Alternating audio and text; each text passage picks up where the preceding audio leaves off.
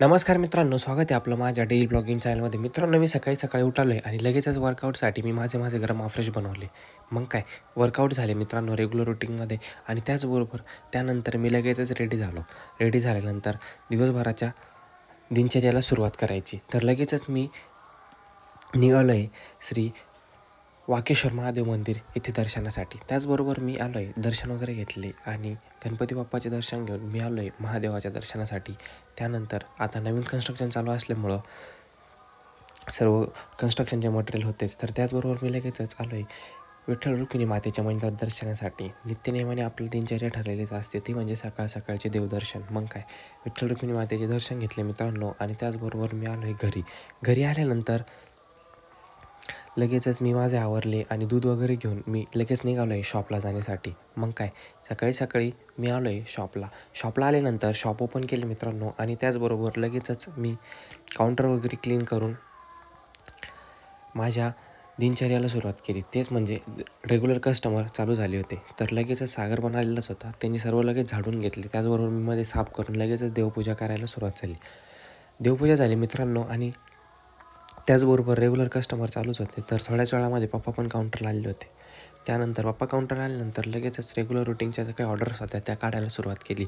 सागर भाऊ आले होते सामान घ्यायला, त्यांचे लगेचच ऑर्डर काढून दिले. आणि त्याचबरोबर लगेचच सागरचे स्टॉक मेंटेन करायचे काम चालू झालेले होते. सागर खूप दिवसांनी आल्यानंतरचा काही स्टॉक होता तो त्यांनी सगळं कंप्लीट केला. आणि त्याचबरोबर जे काही नवीन आम्ही स्टॉक आणलेला होता तो लगेचच चेक करायला सुरुवात केली.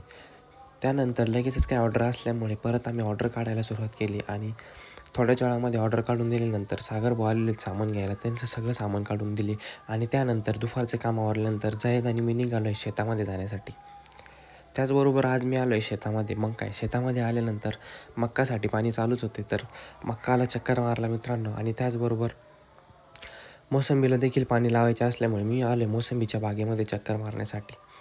त्याचबरोबर सगळे फळांची सेटिंग चेक केली आणि बागाची पाहणी करून मी त्यानंतर सगळे झाडं चेक करून लगेचच निघालो आहे घरी जाण्यासाठी. मग काय मित्रांनो, दुपारचा वेळ होता, शेतामध्ये चक्कर वगैरे मारला आणि रेग्युलर रुटीनमध्ये सगळे शेताचे काम चालू आहे का नाही ते चेक करून मी आलो आहे घरी आल्यानंतर दुपारच्या वेळेमध्ये थोडा आराम केला, कारण की सकाळी वर्कआउटला लवकर उठलेला असतो. मग काय लगेचच दुपारी आराम झाल्यानंतर उठलो आणि शॉपला जायचेच होते. तर सागर आलेला होता, तर मी लगेच आलो आहे शॉपला आल्यानंतर शटर वगैरे ओपन केले आणि रेग्युलर रुटीनमध्ये लगेच कस्टमरला सुरुवात झाली. गोपीचंद भाऊ आलेलेच होते सामान घेण्यासाठी. मग काय लगेचच त्यांना सामानाची ऑर्डर होती, तर ते सामान काढून दिलं आणि सागरने सगळं सामान चेक करून दिल्यानंतर रेग्युलर रुटीनमध्ये स्टॉक मेंटेन करायचे काम चालू.